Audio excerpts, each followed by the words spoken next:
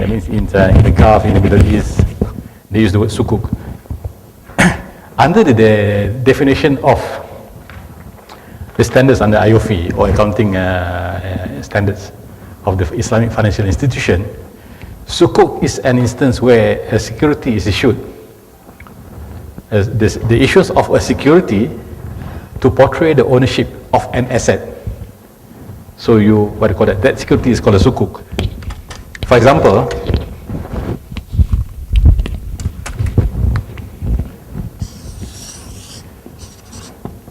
this is a company that owns certain assets. Okay. So the shares or the certificate of participation in this company are called Sukuk. So it portrays the ownership, the rights and benefits of the income from this asset. Now this company is just not any ordinary company. It must be a special purpose vehicle. That means a company that has been incorporated for the purpose of facilitating a financing requirement. How does that happen?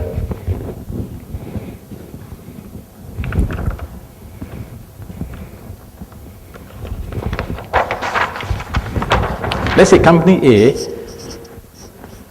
has got a project to do IPP, independent power plant. Okay? This company A has got a project. It's quite noisy.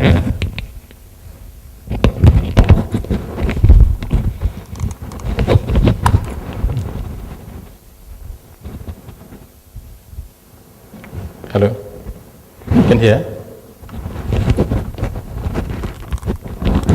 So let's say this company has got a project to the plant and need financing for proceeding with the project. So what do you do? This company then approaches a bank to facilitate and arrange the facility to construct the plant. Now this bank then say, okay, for your needs, I will incorporate a special purpose vehicle, a company that will buy the assets necessary for the IPP. Okay.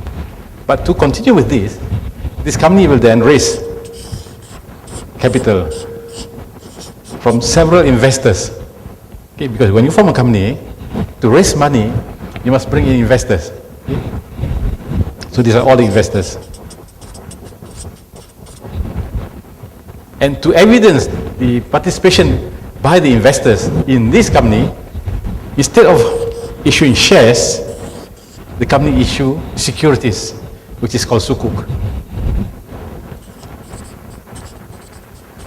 So this is the modus operandi that has been very, very popularly used in the Gulf today. In fact, in Malaysia, there are a few Sukuks that has been issued. And the same structure where it entails from the incorporation of a special purpose vehicle that owns an asset required to be used by the client. See? So when this client requires an asset, he then facilitate through this process. Now this asset then is leased to the client.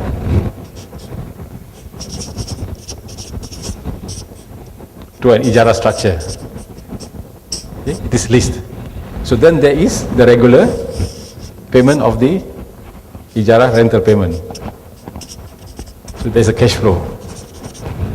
This is how the process. But this is, let me go through the process more detail later on. But this is how Sukuk becomes originated.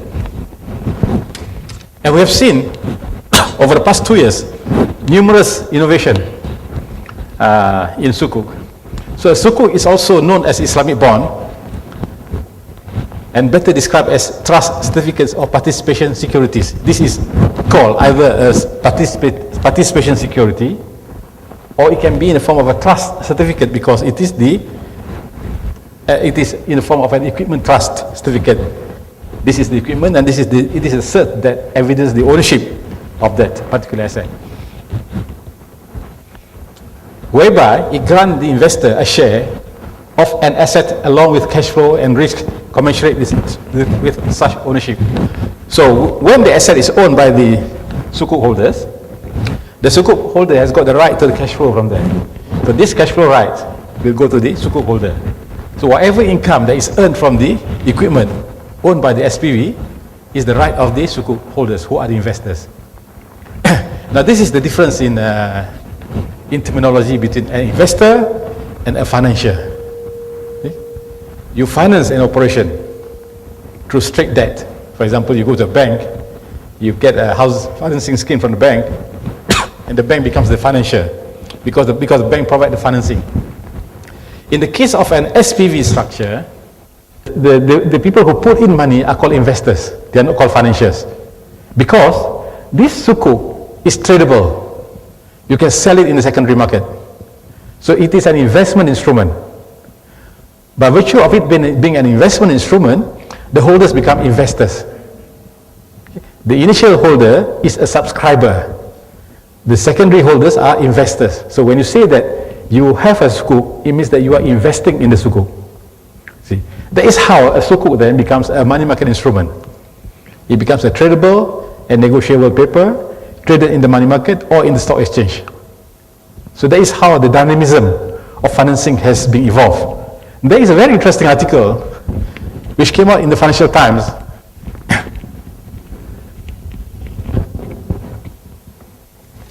in April 30th. I will get the organizer to circulate this to you. It says that Islam is not the only driver for Sukuk Fed. It says Sukuk. The issuance of Sukuk becomes so popular that one American company, the First Cameron is a power or energy provider, has opted for a Sukuk facility or opted for financing through Sukuk. Yes? Not very active. Not very active. There is a little bit of secondary trading there. Middle East. Because if it is an investment, then it is traded as an equity.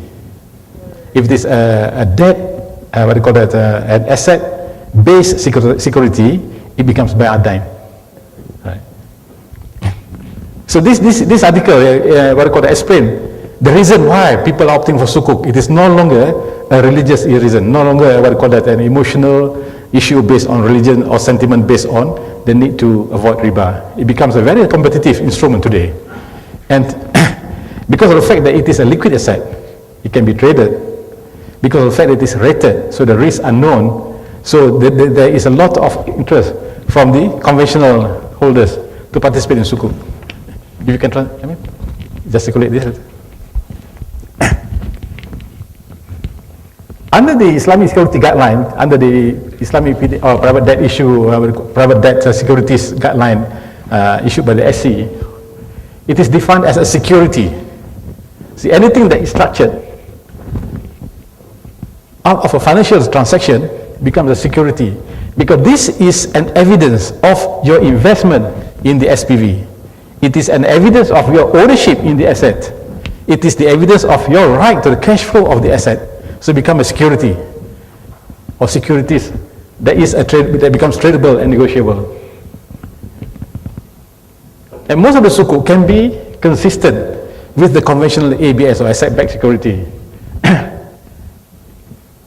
Because there's some commonality between the two structures, except for the underlying contract, where it avoids the application of riba. And from the Sharia perspective, Islamic financing should only be raised for trading in specified and identified Sharia compliant asset. So these are the normal restrictions, just like in Islamic funding, where there's a restriction on the asset that you can deal or trade with. In general, trading of indebtedness is prohibited. That's the point that you mentioned, that in general, by adain or trading of indebtedness is prohibited, except for here, for the Malaysian market. If they allow, it can be traded at par. You cannot trade at a discount. Then it does not become attractive anymore. But in Malaysia, we allow trading of indebtedness. We allow the debt to be traded as as an instrument under the concept of bay'ad-dain. And the return of the Sukuk, because it is attached to an asset that will generate a cash flow. So the return of the sukuk are linked to the cash flow of the asset, of this underlying asset. And in the formation of an SPV, there must be clear situation of where there is an asset that has got an immediate use, an immediate and definite use. So this cash flow must be definite. You can go and own an asset which has no back-to-back transaction underlying it. You must have an IPP that has signed a contract with Naga National to make sure that the cash flow is almost in the money situation.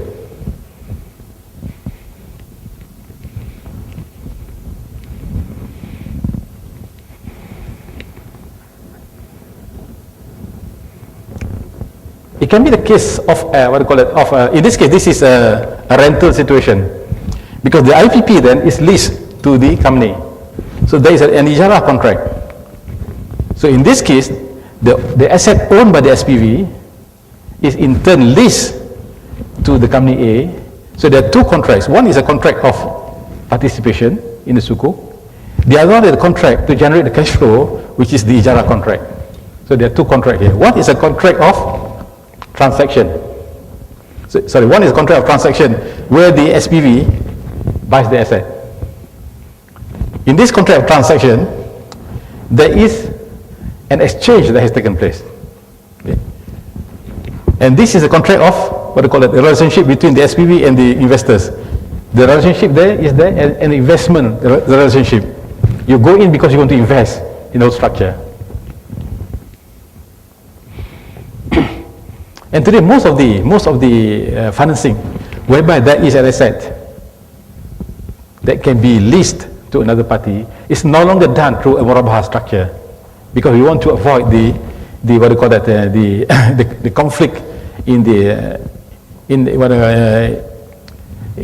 conflict in the transaction for secondary trading. So it is structured mainly now under a sukuk of a mudarabah musyarakah, and then back to it with a sukuk of an ijara.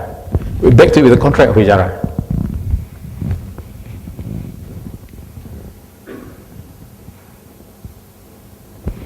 This is the normal definition of what is an asset. Now, this is very standard. It must exist. You cannot finance something that does not exist. Okay. But even then today, there is a new recognition to what is an asset. There are certain assets which does not exist.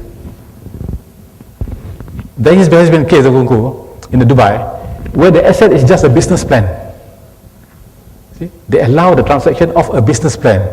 The asset does not exist. But what baffles us more is that this business plan was not even given recognition by a third party, an independent third party,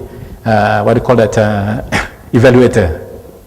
So there is something which we have seen the changes in the Sharia ruling, which has really taken us by surprise. Because we thought all the while that an asset must be something that is tangible. You can feel, you can see it, you can touch it, you can move it. But today there has been resolution where the asset is in the form of an intangible business plan, which is just a concept. It must be pure, of course. It must have use. So this asset must have use. It must have use, and it is ready for use. Of course, all IPP have use. But then you cannot finance an IPP that is not backed by another contract that will give you the cash flow. And of course, in this case, the person who sells the asset must be the owner of the asset. This applies more to the refinancing, cases. It must be free from encumbrances, of course, and must be known by specs and so on. So I suppose the one where the intangible asset is recognized, because it is able to be known, it is described, it is it can be tested, the model can be tested to a certain extent, and it has got an IP right, probably. These are the normal participatory contract, yes?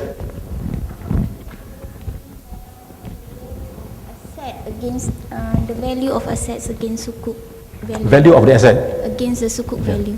The value must be a market value.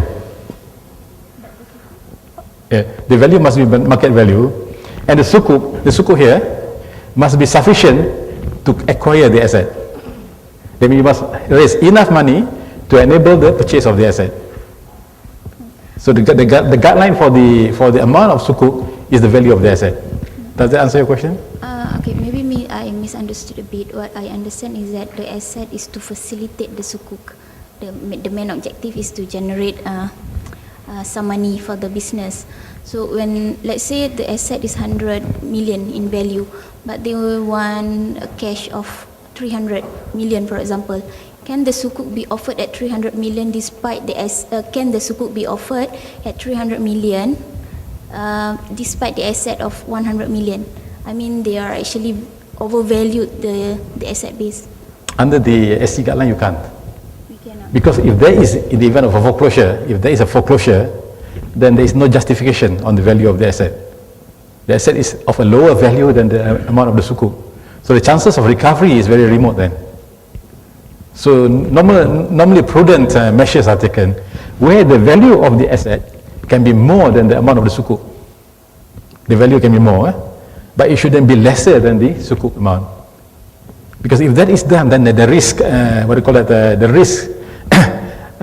risk policy might be breached. So there are a lot of other risk consideration that is attached to the whole structure. So these are the two contracts of participation which is normally used. There are only just two that we know, musyarakah and mudarabah. Of course, you know mudarabah is something which is it is between an investment and a loan. It's another loan, another investment. But today, for purposes of accounting, we treat that as an investment. It is a contract where the owner of the fund place in trust in entirety to the entrepreneur and share the profit. Musyarakah is where there is a joint participation between the entrepreneur and the fund owner, and there is a profit and loss sharing element there.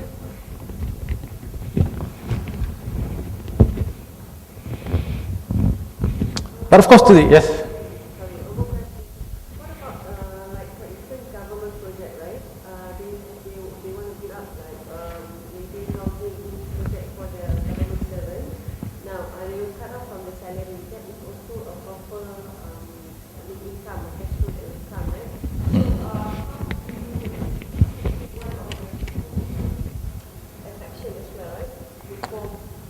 That is not actually the main feature of the sukuk, but it can be, let's say, in this power plant exercise, the cash flow is coming from the consumers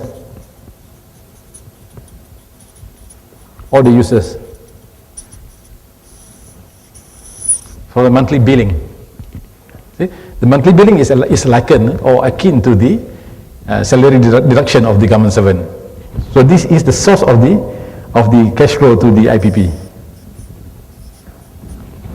Of course, this is captured under normal structure, is captured into a trust account, but the trust account then is paid by the paying agent to the investors. That is just the mechanism of facilitating the whole process.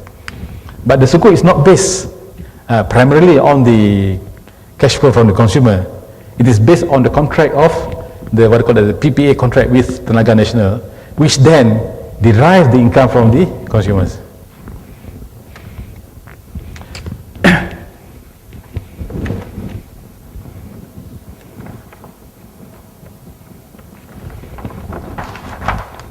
But in all the transaction, in all the financial transaction that we go through, there is no direct application of the classical contract, Islamic classical contract. Because let's say a classical contract of musyarakah or mudarabah are actually investments. They use the contract to invest into a project. Okay?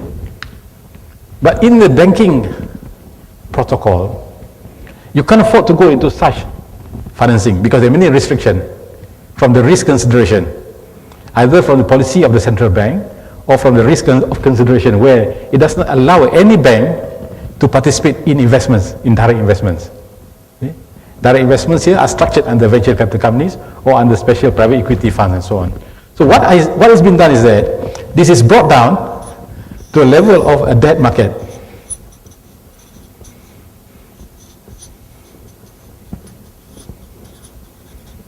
So everything is brought down to the level of a debt platform. When you bring it down, you are creating a financing to facilitate a debt requirement. So that changes the structure. It changes the structure, and it calls for different risk mitigation, what do you call that, practices to be adopted. What does it mean? It means that you need collateral. It means that you need to have known income. It means that you need to have guarantee.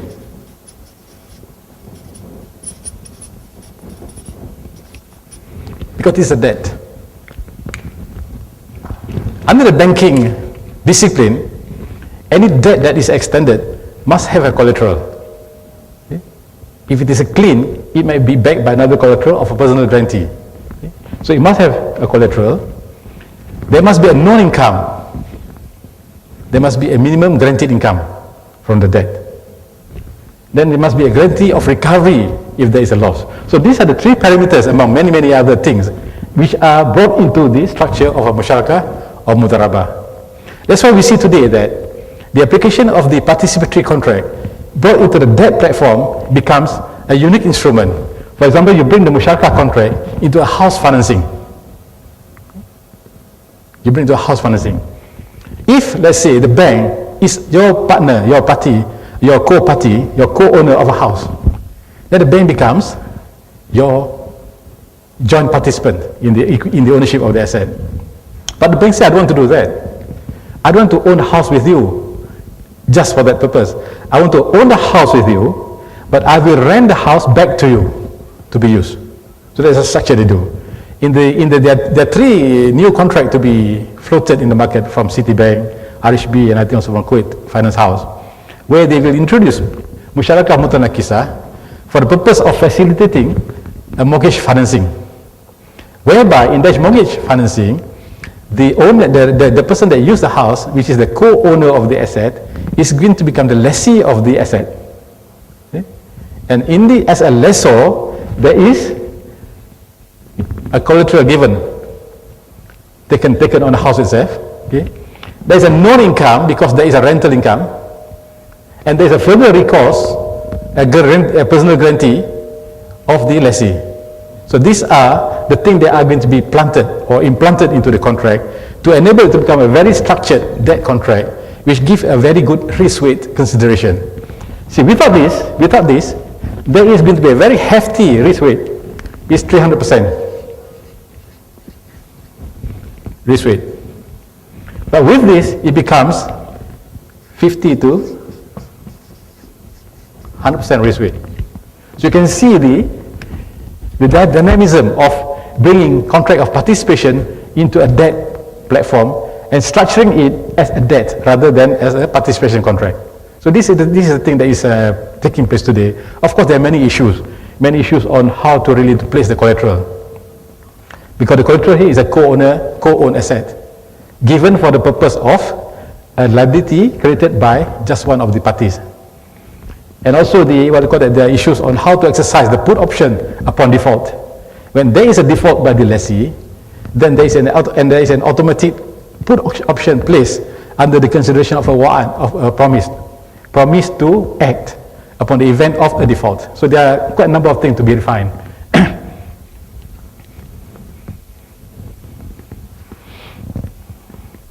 I'll skip this one. This is something quite general.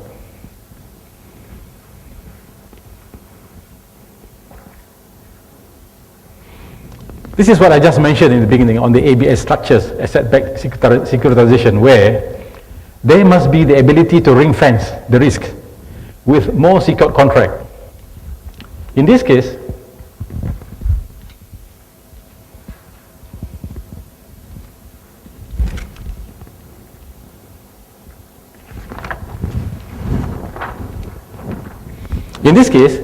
the secured contract is an ijara contract between the IPP, between the SPV and the company and the user.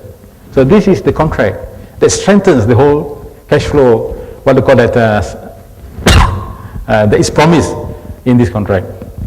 Or it can be structured with another contract of, let's say,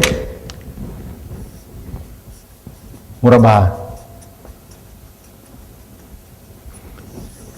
let's say this SPV is a real estate developer, and upon having developed the estate, the houses are sold on murabaha or sold on cash maybe. So the income from this activity then become the cash flow that support the requirement of the SPV to pay back to the investors.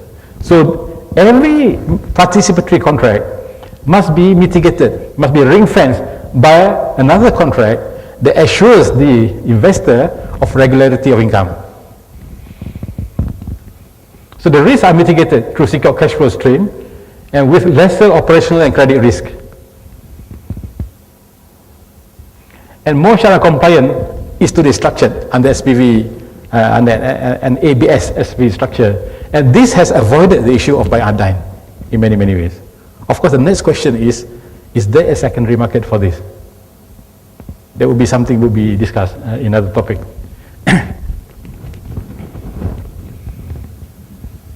Now let's look at this scenario where first you create the SPV,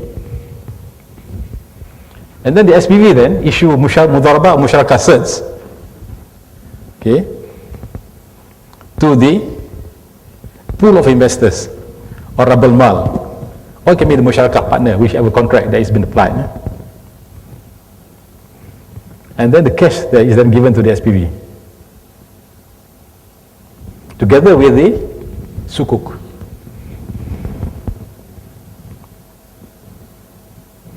The SPV then invests directly into asset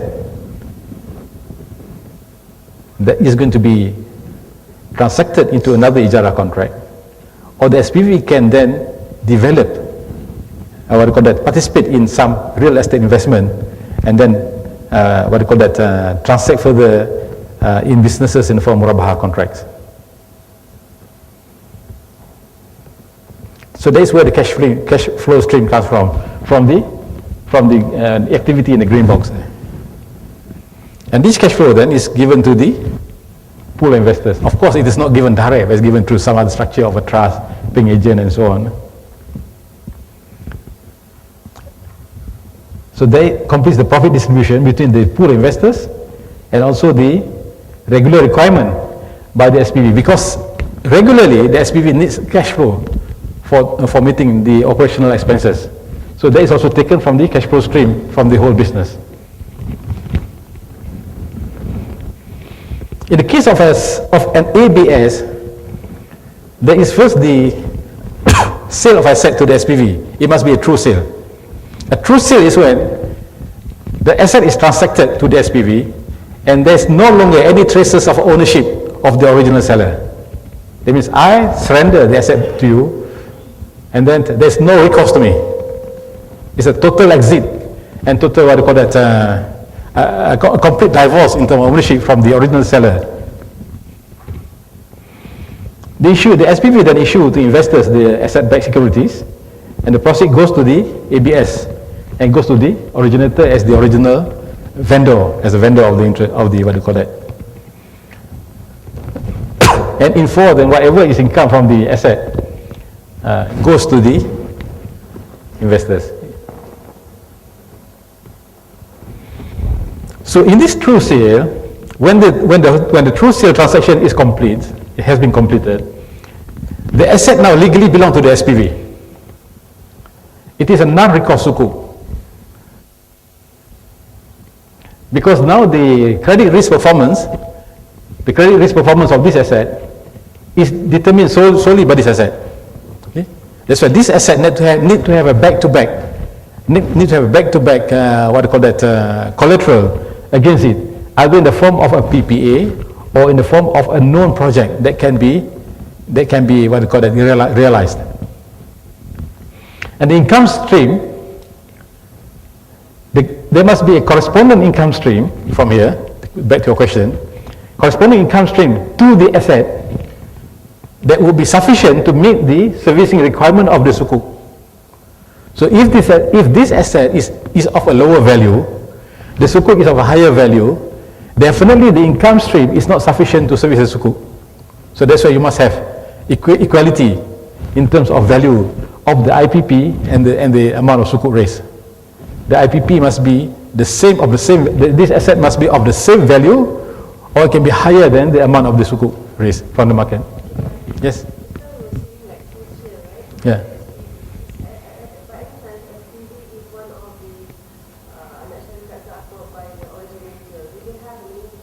No, no linkage. Independent. It is independent, must be bankruptcy remote. There is no, what do you call that, representation of the owner in the SPV. There quite stringent criteria attached to it. There's no case where the SPV is co-owned by the what do you call that, the client. Or have you come across any?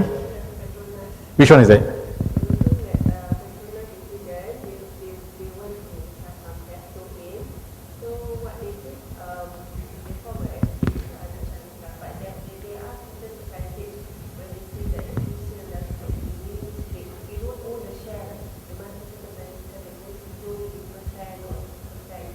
Is that a REIT? Yeah. There are certain SPV under the ABS criteria, which must be, what do you call that, where there is no link in the ownership. Okay.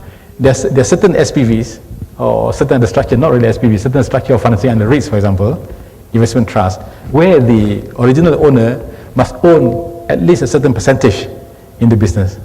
But these are non-ABS, what do you call it, it is not asset-backed securitization.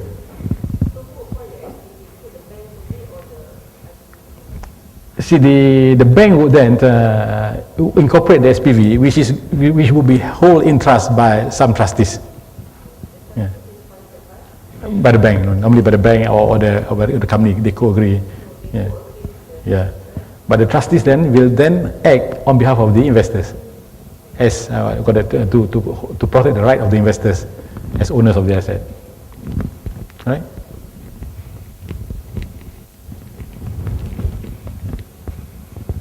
Then the ratings are primarily dependent. Then this ABS must be rated. So the rating is dependent on the risk analysis of this IPP, of this asset, or of this venture. Okay. Normally the IPPs are good rated because it is backed by the PPA with Naga National. And there must be a unilateral purchase undertaking, if any, at market value, at the end of the whole period. At the end of the whole period, when the whole structure has completed, everything has been paid for, what happens to the SPV? See, the SPV has got no other duty now, because the sukuk are all fully redeemed. So, see, you either dissolve it, but then there is an asset. There's an asset. Normally, you either give the ownership of the SPV to the operator, to company A, or you can dissolve it if there is no other further use of the asset. As long as everything has been defrayed, it does not matter.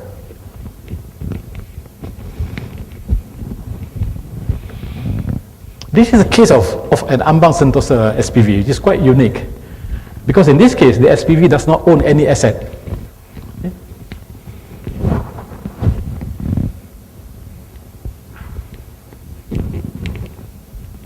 There's no pen. So in this case the SPV does not own any asset, but to facilitate Ambang Sentosa, which is an SPV, to raise the fund, there is what do you call that, a loan of an asset.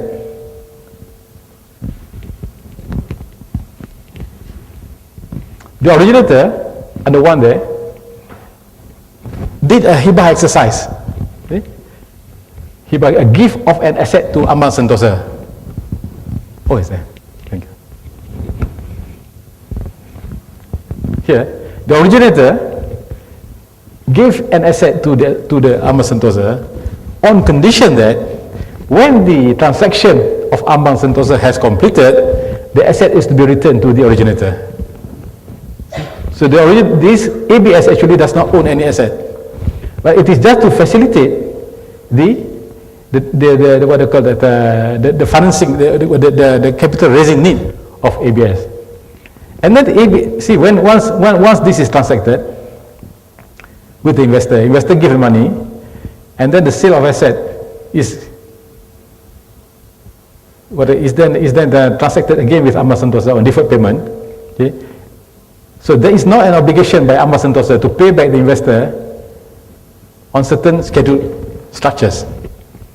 But the cash flow for this, that is what we call it to be generated by Amal Sentosa, come from receivable that is derived from the asset that has been given as a hibah.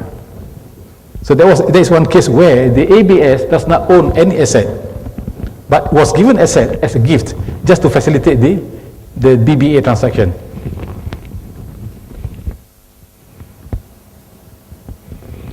This is Cagamas, Montaraba. In this case, the originator of the government housing loan facility, which is the Perumahan Negara, or the government of Malaysia, sold the asset to Cagamas. Money is then paid back to the seller. And then the investors that comes in to enable Cagamas to buy the asset are given sukuk. They call it sanada Cagamas. Okay? So in this case, Cagamas become the transaction administrator and also the administrator of the asset, and there is a trustee that represents all the sukuk holders. This was done much earlier, and then we are not sure whether this is in compliance with the international standard or not. But this is a case of where we did. See, in Malaysia, what is the beauty of what is happening in Malaysia is that based on the premise of a buy a dine being possible, we structured a lot of contracts, a lot of instruments that facilitate the development of other instruments. So we have taken a very bold step to enable the innovation to be undertaken in the industry.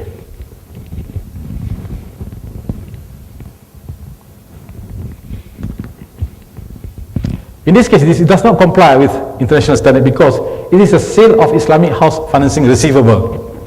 It is not the houses that are sold, but the receivable are sold. Okay, so that's a debt. And that is a debt trading because it was sold at a discount.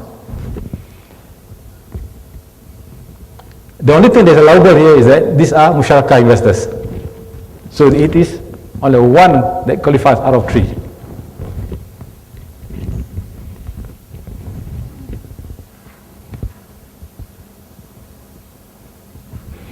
This is a much later, what they call a Sukuk exercise, done last year between the Boston Group and LTAT.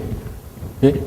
This is a case of an ABS where the asset that has been sold to the SPV, this is the SPV, are estates.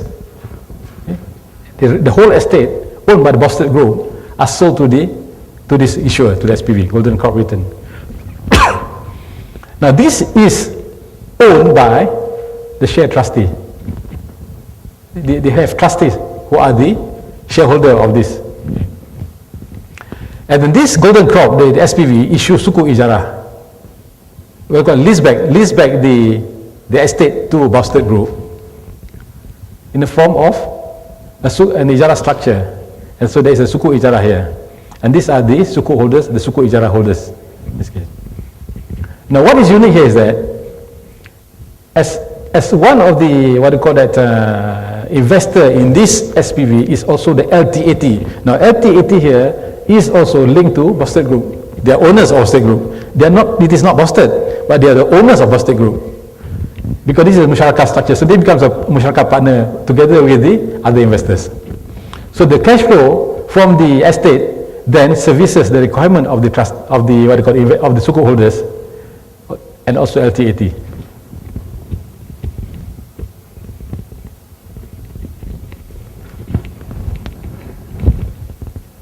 These are examples of the issuances that has taken place in the market.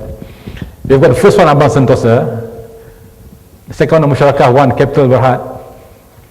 Sukuk Musyarakah. Then Cagamas, which we saw that. Then there's Golden Corp Written, Sukuk Ijarah. ABS Logistics, also Sukuk Ijarah. And Netmine, Sukuk Ijarah. Now these three are in line with the international Sharia compatible structures. Okay? So this is how we see the entry of the Malaysian Sukuk into the international foray of Sharia compliances. I'm not saying that what we do here is not Sharia compliant. What I say is that these three are in line with the international Sharia compliant measures. Of course, there are a lot of argument to say that we are not doing something which is against the Sharia. Yes.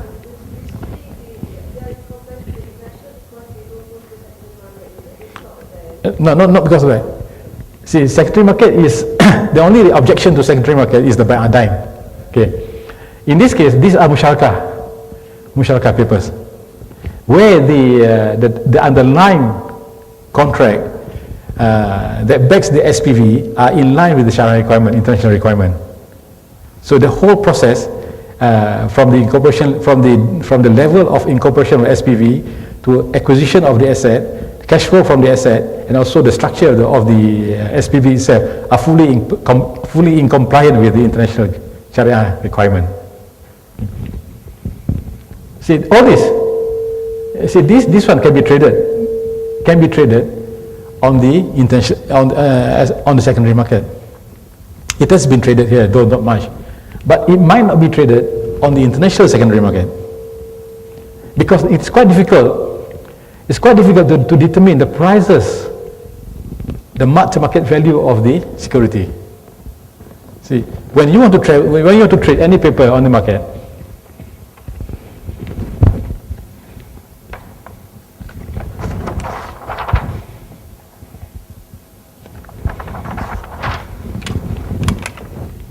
see, in secondary trading,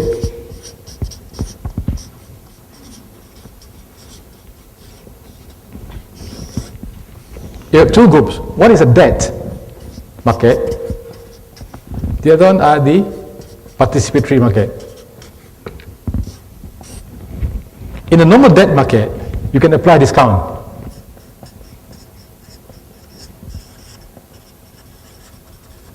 You can apply the discount formula. In the participatory market, you must apply the net asset value criteria. Just like the equity on the share market. It is based on the NAV, but most of the time shares are not traded based on the NAV. Shares are traded below the NAV. But it is used as one of the criteria. It is based on the profitability outlook. Okay.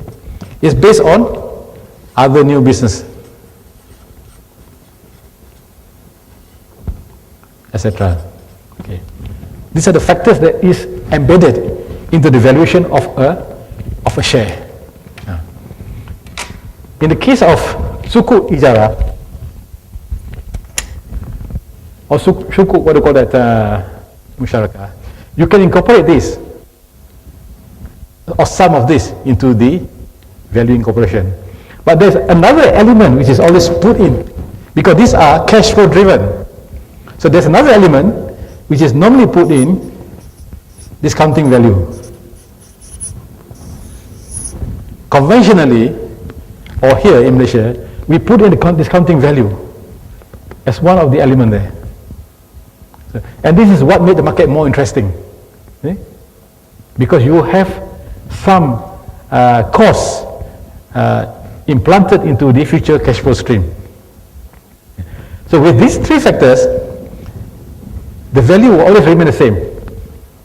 So there's no activity, there's no what do you call that, excitement in the valuation of the share. So that makes the secondary market a dead market. So the factor that it is compatible because of this is not really right, because this is one avenue where the international market or the market outside Malaysia has not yet determined how to trade the Sukuk papers. Of course, the other reason is there is no trading of Sukuk papers because there is so much liquidity in the system that there is a rush for investment papers. So majority of Sukuk has been on simple Ijara structure, unsecured financing or asset base. The originator seeking financing sells the asset to the SPV for value equal to financing required. It sells to the SPV for value equal to financing required. But of course, the value is judged according to the real valuation or real value of the asset. The lease payment provides fixed income stream, which may be benchmarked to an index LIBOR or LIBOR. Okay. Now this is another issue.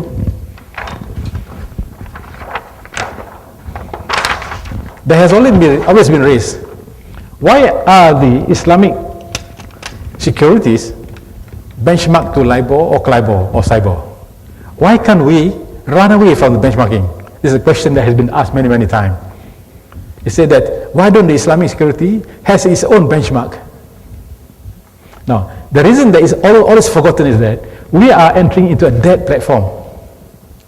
So once we enter into a debt platform, the basis for consideration is always the benchmarking of the debt itself. Because even though I want an Islamic financing, I don't want to pay higher than what the debt market is charging. I can pay less. Now people are paying less than what the debt market is charging. If you go to the market and raise a sukuk, you're 0.5% cheaper than conventional. Okay? But I cannot be paying more than what the debt market is charging. So the benchmarking will always be to the debt market as an indicator of pricing.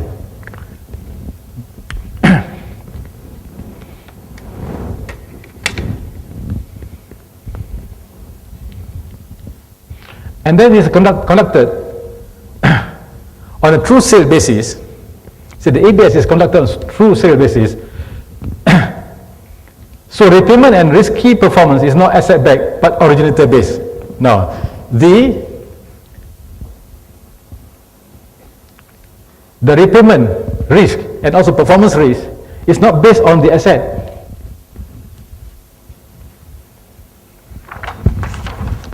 Because chances are, if this asset is liquidated, there is depreciation already allocated to it, so the value is lesser. So the biggest indicator is on the performance of the company that operates the IPP, the strength of the company. That's why in the rating exercise, it rates just not the asset, but it rates mainly on the strength of the operator, the background, the competency, the management expertise, and also the contract that back the IPP, which is Tenaga Nasional. And the purchase undertaking of asset at maturity is with a predetermined value. Upon maturity, this SPV is sold at a predetermined value. It cannot be sold at the market price because this investor has recovered everything. And the value then is given discount further. So the rating of an ABS, the rating that is accorded to the Sukuk, is normally dependent on the riskness of the borrower, the sponsor, the originator, or the lessee. It is at this level where the risks are more pertinent, not so much on the IPP. Of course, if the IPP is an atomic reactor, then the risk would be on this, because there is a special purpose asset that has got very limited use. So there is very little value to it, except for what they call that, the scrap value of the whole thing. And it is necessary that the asset are always present in order to facilitate the Sharia compliance requirement of a true sale, or to facilitate the contract of a sale. This is a Sukuk Ijarah based transaction. What time we stop? 12:30. Yeah. Let me skip this because this is quite straightforward. I'll go to something more interesting. This is one of the latest Sukuk raised locally, called the Rafflesia Sukuk. This is raised by Khazanah. It's the top of the town. But I will tell you why this is not a very good Sukuk. Despite of the what do you call that, the publicity and then the credits given, it is not a good Sukuk. Although this is very unique, this is actually an asset swap. An asset swap is when you give financing to a party and repayment is in the form of an asset. Okay? For example, you give financing to a country, let's say you give to Ghana, a government in Africa. And Ghana is known to be an exporter of diamond and gold. So the financing given to the government is paid back in the form of mineral, of an asset. Okay? So this is one of the unique feature of transaction which has been done many years ago. In this case, Khazanah went to the market and said that I want to raise funding. I want to raise money. And I have got a lot of shares in telecom. Okay? So Khazanah and other GLCs that own telecom share then place all the share into an SPV. Okay? And this is transferred. So the intention is for Khazanah to sell the shares in the SPV to this SPV to this SPV. It's very confusing. Let's see. Khazanah has transferred all the shares into a company, a special purpose company, that becomes now the portfolio holder. And the purpose is to sell the purpose of this company is to sell all the shares to this SPV, the issuer. Okay. So the issuer, Rafflesia, went to the market, issued Sukuk to the investors, got the money, and then the money that is raised by this sale transaction is then used to pay off this company, which then gives the money back to Khazanah. So that's how the flow of the transaction is very simple. The shares owned by Khazanah sold to these people, to Rafflesia. Rafflesia, who has obtained the money from this exercise, pays this company, who in turn pay Khazanah the amount due on the shares. Okay. The repayment on this obligation, is from the dividend of the shares here. Okay? There are shares here who carry with the dividend rights. Okay? So the dividend from the share are paid to the issuer annually. Okay. If let's say Telecom pays 5% dividend, then they get 5%. If you pay 10%, it gets 10%. It's not fixed. But of course, from past track record, there has been a main dividend payment of maybe 5%, 5.4%, maybe 8% from Telecom. So that's why they took the risk of taking the shares. Now, at the end of the period, let's say at the end of 3 years, Rafflesia has got the right to all the shares. But before Rafflesia takes the shares from the company, Rafflesia gives the right of first refusal to the Khazanah. He said, Khazanah, I'm about to take the share from SPV2 here. Would you like to buy it from me at the price which we have agreed much earlier, which is the price based on the 5 days average price of the shares in the portfolio? Khazanah might say yes or might say no. In the event Khazanah say yes, then Khazanah pays cash. In the event Khazanah say no, then all the shares then become the right of the issuer. The issuer then liquidate it to the market, or the issuer might say to the investor, take the shares, whichever you choose. So this is what they call an exchangeable sukuk. The consideration for the transaction is settled at the end of the period through the acquisition of the asset that has been the basis of the transaction. Understand? Talia, do you understand? Where are you from anyway? You're from where? I know. Legal firm. Tan? Not confusing. It's very confusing. Why are there 2 SPV?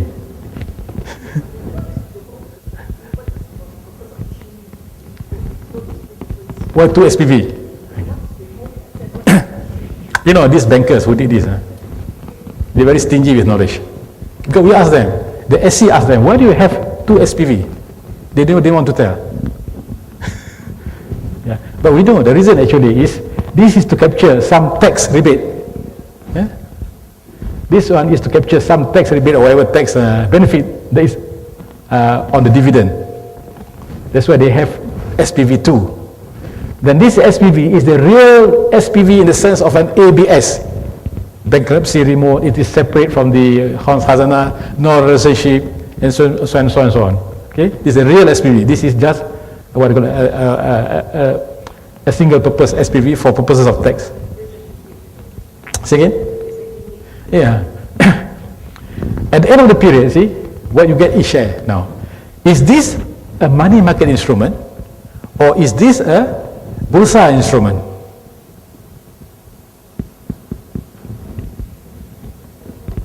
Huh? It looks like money market to you because money is involved. Actually, it's not a money market instrument. There's nobody from the treasury here. Who in treasury? Nobody is from treasury. Not the government treasury, I mean treasury of a bank. See, in the treasury department, the business of a treasury department on a day-to-day basis is to transact on money market instrument. See, money market instrument as defined by Bank Negara are the MGS, Malaysian Government Securities, the government Islamic investments, the treasury bills, the corporate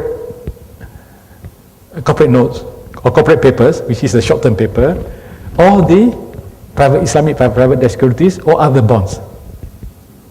Yes. Yeah. These are the recognized. All these are the securities. They are designated as treasury papers. So the business of the treasury every day, even though this is a designated treasury, this is approved under the security guideline, under the what do you call that Islamic PDS guideline of SC, but it is not a treasury instrument because it is not paid back upon maturity in the form of cash. It is either cash or it might be shares. And the treasury of the bank has no right to buy shares. They don't have any right to buy shares, treasury of bank. If any bank are to buy into equities, it is subject to GB3 provision, where it says that the amount of the purchase of the total equity must not exceed 5% of the shareholders' fund of the institution. So a bank cannot buy equity. So this paper, this instrument is more of an equity structure rather than a money market structure. So this is not a good instrument as a liquidity instrument. It's not good because it won't enter the money market at all. If it ever enters the market, it is through the bursa. But then the bursa, whether here or whether the stock exchange elsewhere in the world, there must be an active educational process. Abir, 5 minutes. There must be an active educational process. If you look at the New York Stock Exchange, I'm doing a research on the ETF, Exchange Tradable Fund, which is a new instrument that's going to be, what they call that, floated into the country. In fact, after the launching of the Sharia Hijrah Fund, there's a lot of talk on ETF. And people say good things about ETF. But if you look at the website on ETF, you can see that ETF has got a lot of disadvantages. In America alone, on the American Stock Exchange, which was the first stock exchange to promote ETF, you can see tremendous problem there. And also in Europe, a lot of problems associated with ETF, unless the issuer of the ETF or the promoter of the ETF conduct a very active educational process to the market, together with the exchange. If that is not done, then the ETF is dead. There are about 8 ETF listed in Singapore, on the Singapore Exchange, and all 8 are dead because of the absence of educational process. So there must be a very, very, very dynamic interaction between the market and the investors. So in this case, the same thing applies. There is no publicity on this paper at all. If you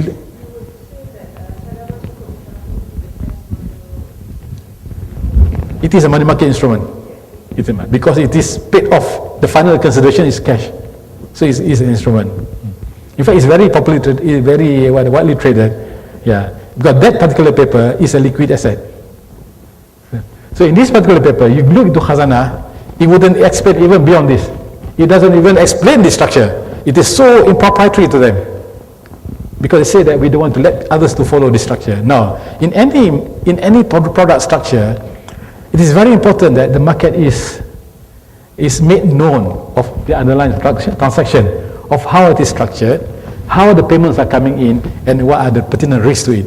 If you don't tell this to the market, then I'm sorry, you won't get any support from the market. So this is something which is very difficult to break through. Now let's look at this. This is some of the notable sukuk issued in the global market. These are all issued outside, this is done outside Malaysia.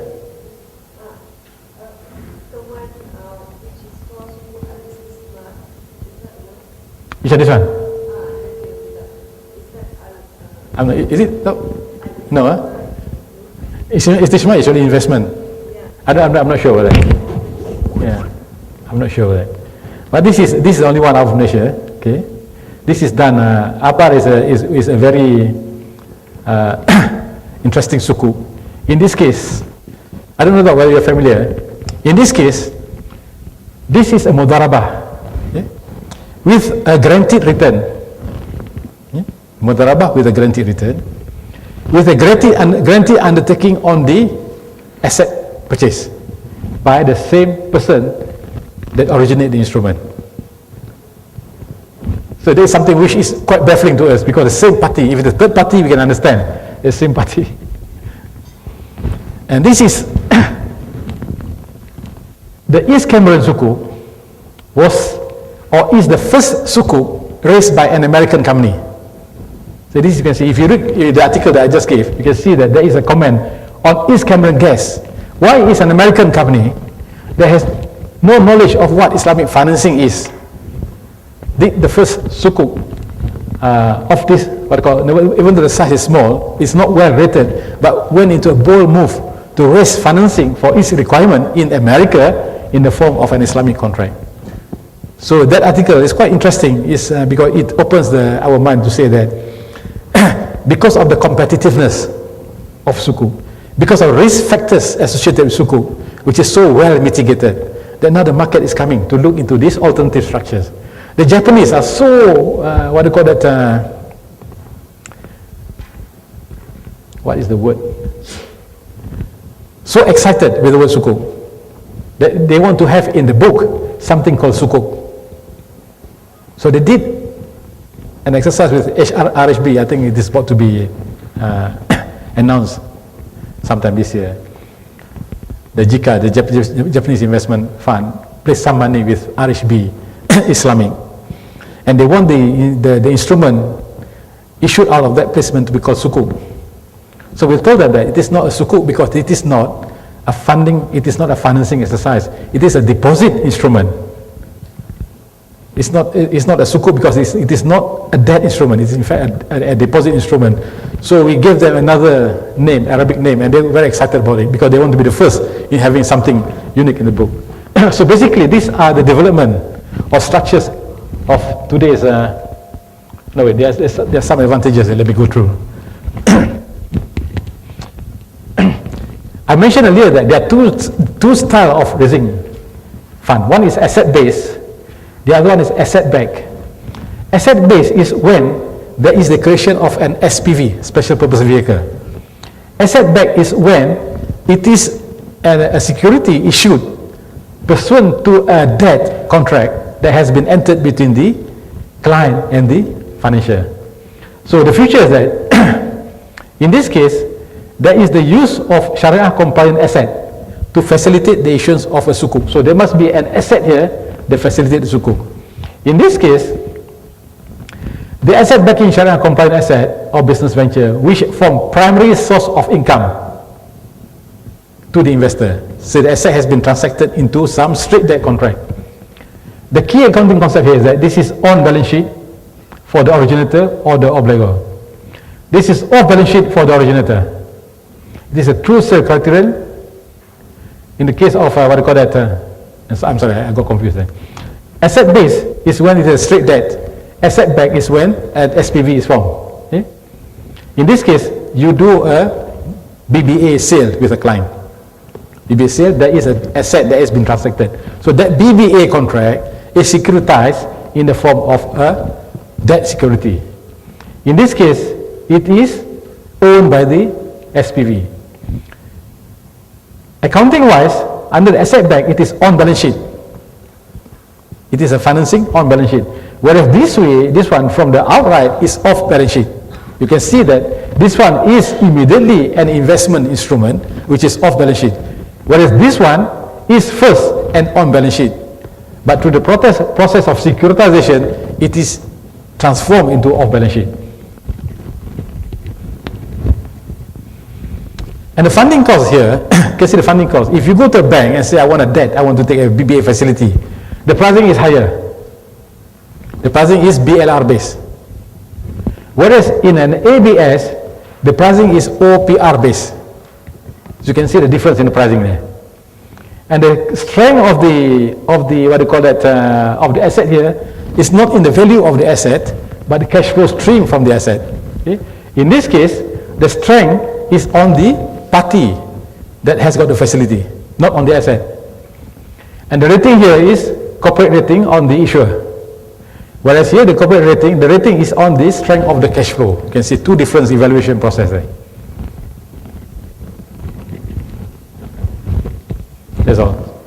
just in time. Any question?